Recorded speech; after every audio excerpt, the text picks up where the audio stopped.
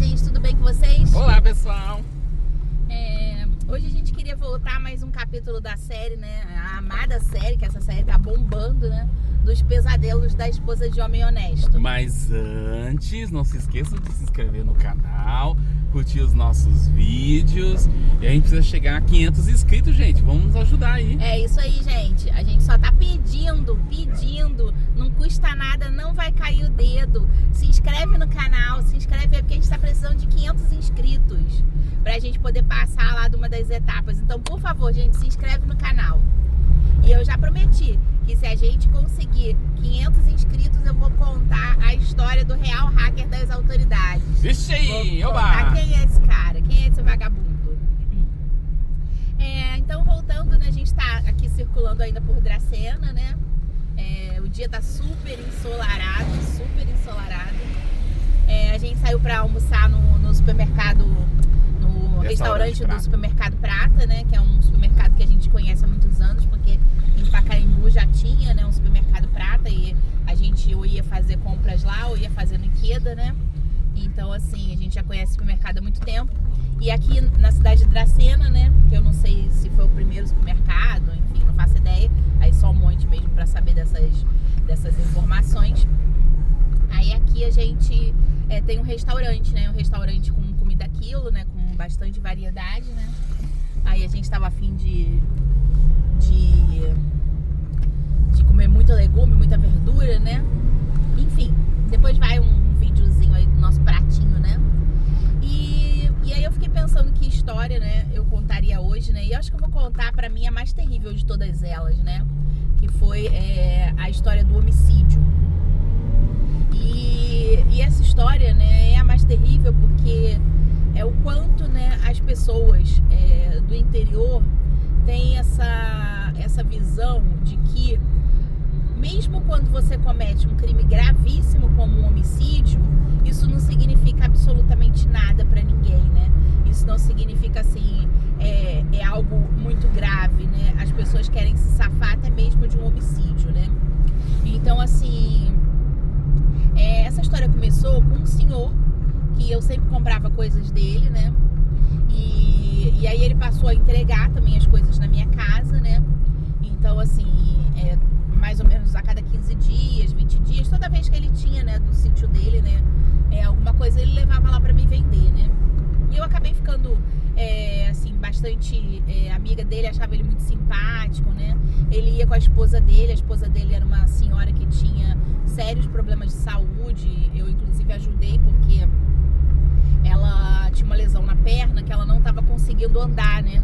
E aí eu fiz uma pomada com óleos essenciais e várias pomadas vegetais, né, que eram pomadas muito, quer dizer, várias que seriam, né, cremes vegetais, né, manteigas vegetais, e elas tinham muitas propriedades medicinais, né, principalmente a ação anti-inflamatória, e eu aliei isso aos óleos essenciais e fiz uma pomada para a perna dela. E foi, assim, uma das histórias mais incríveis, né, teve uma outra até bem mais incrível que essa, né, foi, assim, uma das mais incríveis histórias que eu passei, porque quando a perna dela melhorou, ela voltou a falar. Ela tinha muita dificuldade de falar, né? Ela não conseguia se expressar e a voz dela, a fala dela ficava completamente atrapalhada, né? E você está perdido, é isso? Não, tô dando a volta. Você vai dar a volta assim? Sim. Não é possível fazer isso, né? Não tem um negocinho na estrada. Fica tranquilo. Enfim, eu sou uma pessoa que cumpre as leis de trânsito, né? Já deu pra ver que ele nem tanto. E aí o que acontece, né?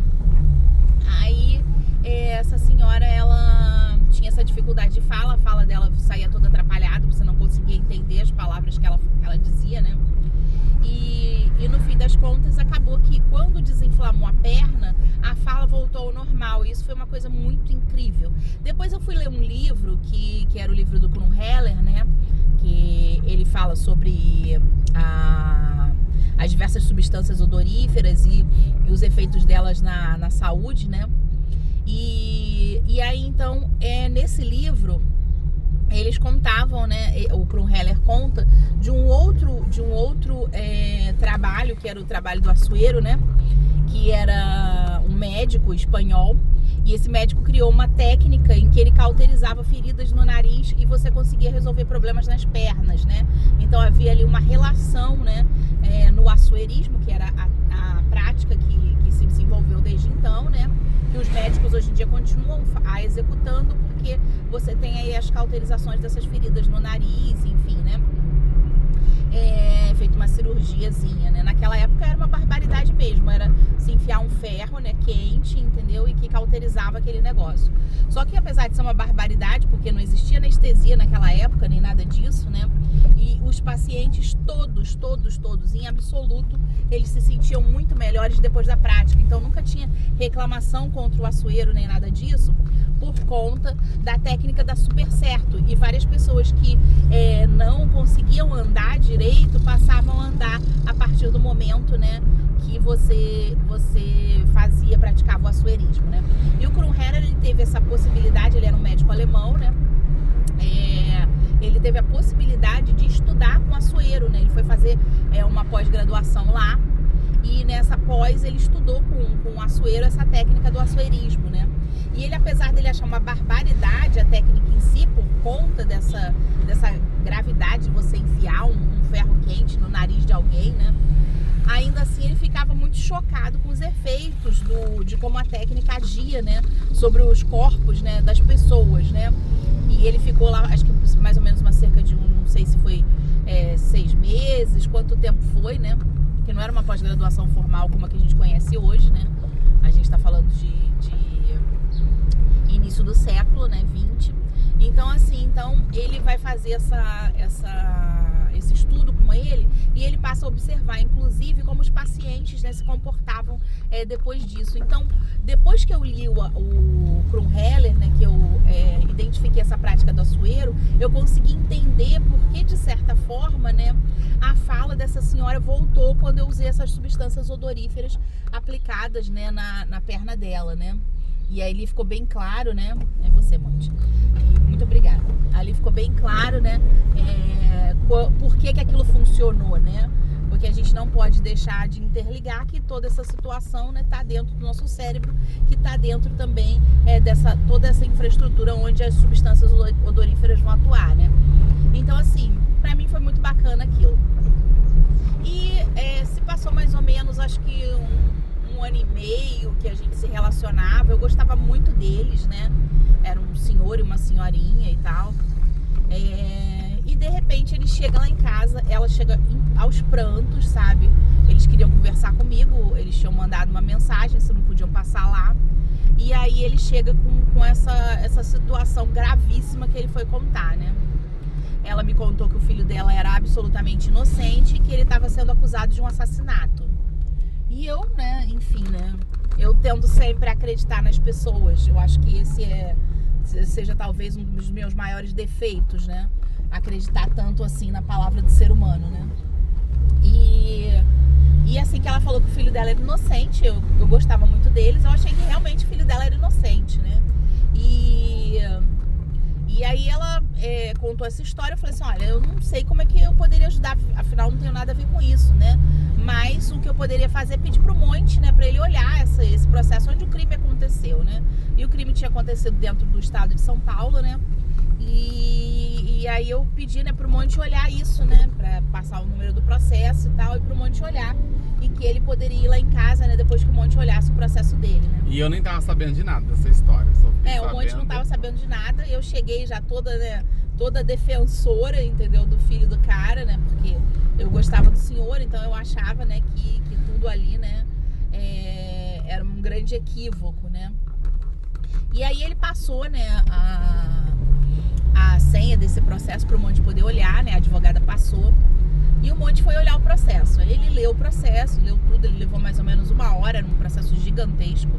Ele leu todo o processo e aí depois ele me chamou. E foi assim, uma das situações assim mais horrendas que eu passei em toda a minha vida. O Monte virou pra mim e falou assim: Fá, eu quero que você sente aqui nesse computador e você leia todo esse processo, lê tudo, do início até o final.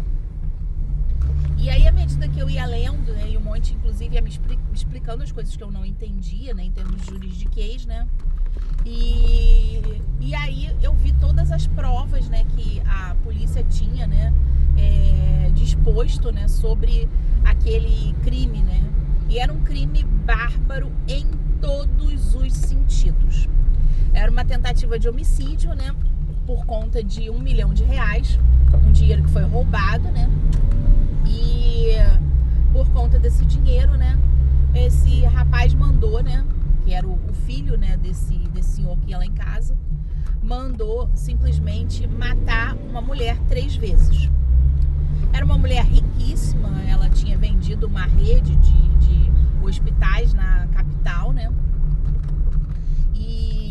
E ela acabou confiando nesse rapaz e entregou a ele uma quantia de R$1 milhão para poder fazer uma aplicação financeira, né? Só que depois ela quis a quantia e o rapaz não quis devolver. Ele ficou enrolando para poder devolver esse dinheiro. E aí que foi aí que ele teve a ideia de mandar matar a mulher. Só que assim, ela não acreditou que fosse ele, porque eles tinham um excelente relacionamento e ela não se dava bem com a família dela. Ela tinha sérios problemas com os irmãos dela, então ela achava que era mais fácil os irmãos dela mandarem matar ela do que uma pessoa desconhecida. E foi assim o erro que ela cometeu por trás de tudo isso, né? E simplesmente ele pegou, né, sabendo disso, né? Ele tentou a primeira tentativa de homicídio, que foi simplesmente cravejar o carro dela de balas, né? E não deu certo, porque nenhuma bala pegou, nem nela e nem no marido dela, né? E aí uma segunda vez houve uma outra tentativa que eles tentaram jogar o carro do barranco, agora eu não me lembro direito. Até que chegou a terceira tentativa, que foi a pior de todas, que foi a que quase foi bem sucedida, né? Que simplesmente ele era a única pessoa que sabia, né, onde ela ia almoçar, e ela era uma pessoa de hábitos, né? Ela tinha se mudado, inclusive, em função de tudo isso que ela estava passando. Ela foi morar lá próximo da Avenida Paulista, né? E aí ela foi para um restaurante, né? E ela foi andar a pé, porque o restaurante ficava muito próximo da casa dela para ela poder almoçar. E no meio do caminho, simplesmente vieram 2 caras numa moto, né? E esses caras cravejaram balas, né, nela e no marido dela. Eles estavam a pé, né? Não tinha como você se defender, né? Porque você pode até ter um carro blindado, mas não era o caso naquela situação, né? E aí, simplesmente, ela tomou, acho que, não lembro direito, mas eram muitos tiros. Não sei se 9, Foi nesse dia que 10. veio o anjo da guarda? Oi? Foi nesse dia que veio o anjo da guarda que foi salvar? Foi nesse dia que veio o anjo da guarda que foi salvar. E aí, simplesmente, o marido dela, acho que tomou 3 tiros, né? Mas ele conseguiu se esconder. E nisso veio esse anjo da guarda, que era um bom samaritano, um cara que estava passando pelo meio da rua, né? E ele simplesmente viu aquela situação e ele pulou em cima dos caras, né? Ele não era policial, ele não era nada disso, era só uma boa pessoa, né? Era realmente o anjo da guarda, né? Eu me emociono quando falo isso, né? Porque eu acredito muito que esses seres existem, né? E aí eles pegaram, né? E esse cara pulou em cima do outro, o outro que estava dirigindo a moto, que não era o cara que estava armado, ele tentou correr, o rapaz conseguiu imobilizar e veio o marido dela, ajudou mesmo com 3 tiros e ela estava ensanguentada no chão. Ela realmente tomou muitos tiros de bala, algo em torno de não sei se foram 9, não sei se foram 12 tiros, eu realmente não me recordo.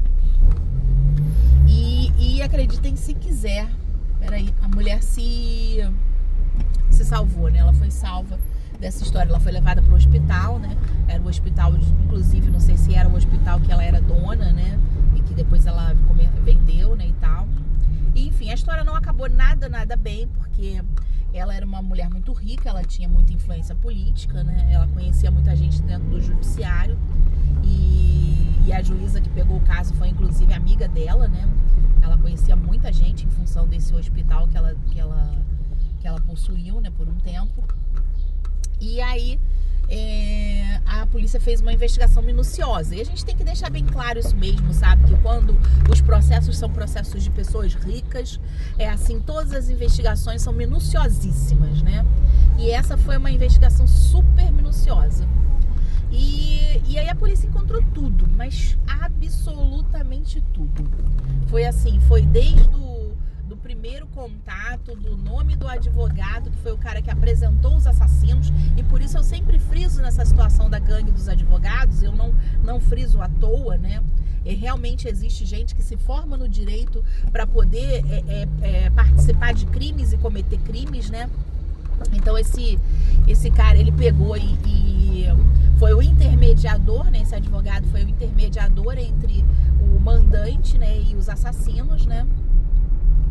E tinha tudo ali, né? Todas as conversas, as fotos do casal que era para os assassinos matarem, tudo mais. Era assim, era um processo absolutamente inquestionável. A verdade ali era o filho desse senhor, né, que eu conhecia, tinha mandado matar aquele casal para não devolver R$1 milhão, né? E eu, assim, eu juro, acho que poucas vezes na vida eu chorei como aquele dia, sabe? Eu chorei, assim, de decepção, porque eu até tinha, assim, um pouco de fé que, de repente, ele não soubesse disso, que o filho tivesse mentido, né? E ele não soubesse dessa situação toda, né? Então, o Monte entrou em contato com ele e falou assim, ó, o senhor vem aqui que eu vou lhe explicar o que tá acontecendo no processo do seu filho. E eu até tinha te falado que a gente não pode ficar acreditando todas as palavras que as pessoas dizem, porque você só sabe a verdade quando você tem acesso à prova dos autos. Aí você vai ver o que realmente aconteceu, né? E também tem a situação que você também me falou, eu até esqueci de falar, né? Que foi a situação que ele me chamou e falou assim, eu quero que você entenda, Fá, a gravidade do cotidiano de alguém que trabalha no judiciário. Eu quero que você sente aqui, que você veja, entendeu? Por que a gente tem, às vezes, que ser uma pessoa de coração até mais frio e mais duro. Porque é muito, muito, muito, muito ruim lidar com tudo isso todos os dias. E estavam ali as fotos do homicídio, das 3 tentativas, né? A senhora toda ensanguentada no chão, entendeu? Era um negócio tão horrendo de ver, sabe? Parecia que o processo pingava sangue, sabe? E o Monte virou pra mim e falou assim, essa é a minha realidade, Fá. Essa é a realidade com a qual eu... Vira aqui. Com a qual eu lido todos os dias, sabe? Essa é a realidade. Esse é o meu cotidiano. Eu quero que você saiba disso, sabe? E que você, assim, não tome partido de ninguém, né? Até você ver realmente a verdade dos fatos, né? Não tome partido, não... Segue reto, tá? Não tome partido, você não defenda ninguém sem antes você saber o que realmente está acontecendo, né? E assim, eu não tinha nem palavras para dizer aquilo, né? Não tinha nem palavras. Eu estava profundamente envergonhada por ter acreditado, né, que o rapaz poderia ser inocente só porque ele era filho daquele moço, né? E, enfim, e aí o Monte chamou ele para ir lá em casa, né? Ele foi lá em casa e o Monte sentou e conversou com ele assim, olha, o seu filho, ele é o assassino, né? Para começo de conversa, né? Deixa a senhorinha trabalhar, passar, Monte.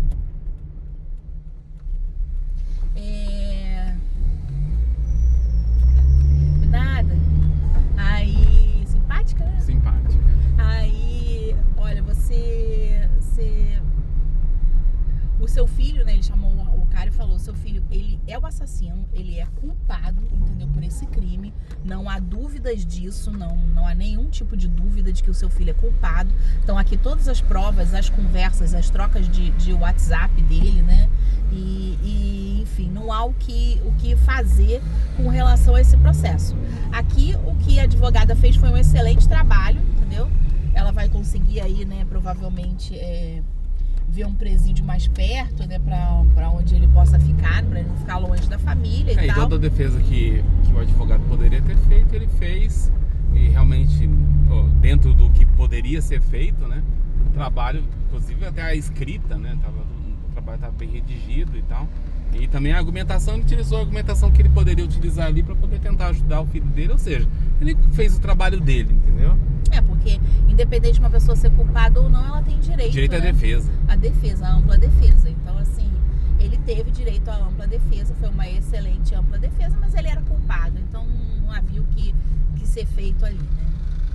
E aí, aí veio a pior história. Eu nem tava no mesmo lugar, porque que o Monte, eu tava na sala, o Monte tava no escritório, né, conversando com ele. E na frente do computador, mostrando tudo pra ele, explicando tudo que tinha acontecido ali, né, e tal. E aí foi quando veio, né, a fala mais dolorosa de todas, né?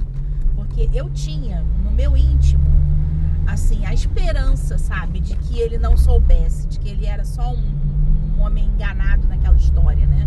Eu tinha essa esperança. Mas quando ele, né, disse aquelas palavras, toda a minha esperança, ela se esvaiu, né?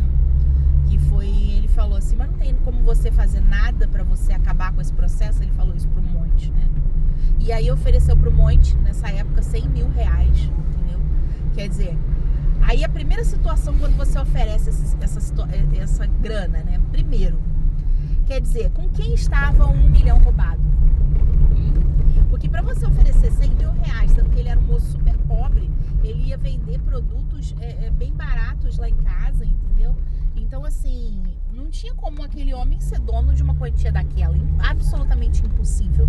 Porque, inclusive, a gente estava falando em dinheiro em cash, né, Monte? Sim. Então, assim, quer dizer, 1 milhão de reais estava com ele. E aí foi até a hora que o Monte perguntou pra ele, né? Falou assim, então o dinheiro da mulher tá com o senhor. E aí ele confirmou, né? Ele confirmou. E aí ele ofereceu esses 100 mil reais pro Monte, né? Ah, se você puder acabar com esse processo, né? A segunda coisa interessante aí, né?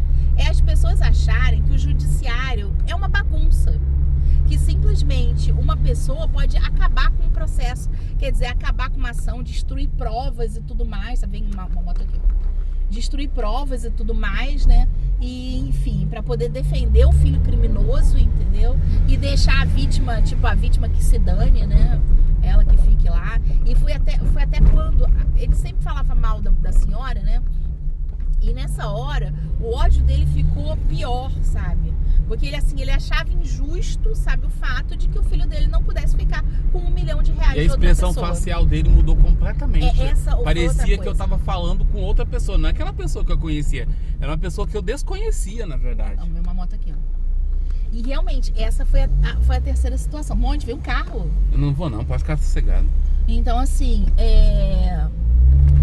E foi a hora que, sabe, aquilo piorou ainda, né? No sentido de que realmente, ali naquele momento eu não vi essa expressão, quem viu foi o Monte, né? A expressão facial dele mudou, ele era outra pessoa, ele nunca foi aquela pessoa que a gente conheceu, né? Ele era uma outra pessoa. Então, assim, quando se falava de dinheiro, né? Quando se abria essa história do dinheiro, entendeu? É que você realmente vê quem são as pessoas, né? Eu pensei que o Monte fosse dar voz de prisão ali, tá? Porque o Monte, ele tem essa prerrogativa, né? Como servidor público, ele poderia autuar a pessoa da voz de prisão e chamar a polícia, né? Eu pensei que o Monte fosse fazer isso, né? Mas não. O Monte só virou pra ele e falou, eu não posso fazer absolutamente nada pelo seu filho. E nem faria. Exatamente. E nem ninguém pode fazer absolutamente nada pelo seu filho. O seu filho é culpado, o seu filho vai ser preso e vai pegar uma pena muito alta, porque não foi só uma tentativa de homicídio, mas foram 3 tentativas de homicídio. E não há ninguém nesse planeta que seja capaz de fazer absolutamente nada pelo seu filho. E eu fiquei brava, sabe? Aí ele foi embora, o Monte se despediu, eu fiquei brava com o Monte. Brava comigo? Eu fiquei brava com o Monte, porque eu queria que ele tivesse autuado o cara ali e tivesse dado voz de prisão pra ele, sabe? Aquilo me deu tanto asco, tanta raiva, sabe? E aí veio a frase do Monte, né? Não, e também você falou, mas a forma como você falou com ele parece que ficou tão brando. Você tinha que ter chamado a atenção dele, feito isso, feito aquilo, tal, enfim. Aí eu só fiquei quieto, tá? Exatamente, ele só ficou quieto, né? Ele ouviu tudo aquilo, né? E só ficou quieto, aí ele veio, né, com a frase, né? Fala. Aí eu falei, olha a situação que esse senhor tá passando, né? Com um filho preso, provavelmente vai apodrecer na prisão. E ele tá, dá pra ver que ele tá totalmente sem esperança nenhuma. Se eu chegar e ser rude com ele, ou falar com uma pessoa muito idosa e tal, ele vai morrer aqui dentro de casa. Ele vai infartar aqui. E eu não quero ninguém morrendo aqui dentro de casa. E aí, fala. Exatamente. Eu não esperava por isso, sério. Eu juro que eu não esperava por esse tipo de fala do Monte. Eu não esperava. E o mais sinistro foi que acho que 2 dias depois, ou 3 dias depois, foi uma coisa 2 assim, dias. 2 dias, né? 2 dias depois eu recebo a notícia de que Pelo ele tinha filho. falecido. O filho dele mandou uma Mas foi mensagem. outro filho, Deixa a moça aí, deixa a moça aí. Você vai deixar ou não vai deixar? Custa nada, né? Exatamente. Aí, assim... E aí, né? E o cara morreu. 2 dias depois. 2 dias depois. E eu fiquei assim tão impressionada com a monte. Como você sabia que o homem ia morrer? Nossa senhora, foi um negócio assim tão trágico. É minha bola de cristal que eu Foi um tenho. negócio tão trágico que eu ficava assim, monte, como... Ó, tem que olhar também aí. Você pode deixar. Monte, como você sabia que o homem ia morrer? E tipo, eu fiquei assim, chocada, sabe? Chocada. E ele falando, sabe? Ai, fácil, se eu tivesse falado alguma coisa que aquele homem ia morrer aqui em casa, eu não queria morrer, que ele morresse aqui. Ó, nosso prédio é aquele lá embaixo, ó, lá o último, Isso. né? E eu fiquei assim tão chocada com aquilo, das coisas que realmente só um monte mesmo, só acontece com um monte, né? Então assim, o mais grave de toda essa situação, né, não só, né, óbvio, a tentativa de homicídio, e eu assim, espero que realmente, sabe, esse menino pegue muitos anos de prisão em função do crime que ele cometeu e da gravidade, que a polícia consiga, porque a senhora, ela também tinha aberto uma ação civil, né, para recuperar o dinheiro, e é óbvio que ela ia conseguir recuperar aquele dinheiro, né, porque assim, a situação era muito aviltante, né, e o dinheiro tava com a família, então de certa forma não seria difícil descobrir com quem tava, né, bastava quebrar o sigilo, né, como é que chama isso? Sigilo bancário. O sigilo bancário, entendeu, dos parentes, e aquilo tudo seria descoberto, né? Mas assim, aquela situação pra mim, ela foi assim tão marcante, porque realmente eu não esperava. Não, e era assim, porque você não viu, porque ele era um senhor, quem, né, conhecia ele era um senhor tão fofo, sabe aquele vozinho, aquela pessoa que, né, doce, sempre sorrindo e tal. Aquela hora que ele falou aquilo, que a expressão dele mudou, eu fiquei assim, abismado com aquilo. Eu falei, nossa, aquela face ali era só era apenas uma fachada. O verdadeiro eu dele era aquele que sabia o que o filho dele tinha feito. Ele corroborava, né? Corroborava com aquilo. Aquele filho era o orgulho dele, porque conseguiu fazer a família... Surrupiar 1 milhão, né? E a família ter muitos bens e tal. E simplesmente... quando ele, né, tentou fazer essa abordagem, né, para tentar fazer alguma coisa, para conseguir alguma coisa de mim, eu falei, nossa, esse homem é um monstro, um verdadeiro monstro. E ele criou um outro monstro que conseguiu ser pior do que ele, porque pelo menos essa pessoa nunca matou ninguém, né? Exatamente. Mas o filho dele tentou matar a outra 3 vezes. Então que criação foi essa que esse homem deu para esse menino? Ou seja, que o dinheiro é a coisa mais preciosa e você tem que fazer absolutamente qualquer coisa por causa do dinheiro. Ele criou um monstro, né? Então, assim, é um absurdo. E a pessoa tem ainda cara de pau, entendeu? De achar que vai poder fazer qualquer coisa para tentar algum benefício. Assim, uma coisa que pra mim é abjeta. Jamais faria absolutamente qualquer coisa ilícita, ilegal, imoral para poder ajudar qualquer pessoa. Mas para quem é imoral, a pessoa ela não liga para isso. Ela não liga para isso. Então, assim, pra ela... Está na frente da Dali. Vamos lá passar pra pegar Vamos. umas flores. Vamos. Agora nós vamos terminar esse vídeo, porque, gente, não dá nem pra falar mais nada, porque... A gente vai passar pra comprar umas flores ali na Dália Flores, que é uma loja muito legal daqui. Isso. De Dracena. Tá bom? E, enfim, a história é essa, né? É a pior história que eu já vivenciei na minha vida. Mas tem uma coisa muito importante, né, pra finalizar essa história, que é o fato de quanto custa, né? Quanto custa? Quanto custa, entendeu? Quantas pessoas oferecem pro judiciário pra levar um assassino da prisão? Quer dizer que o valor é 100 mil reais, né? Então, assim, olha que absurdo. É uma coisa asquerosa, nojenta. É asquerosa em todos os sentidos, né? Nojenta. Enfim, né? E esse foi mais um dos pesadelos da mulher de homem honesto. Tchau, gente. Tchau.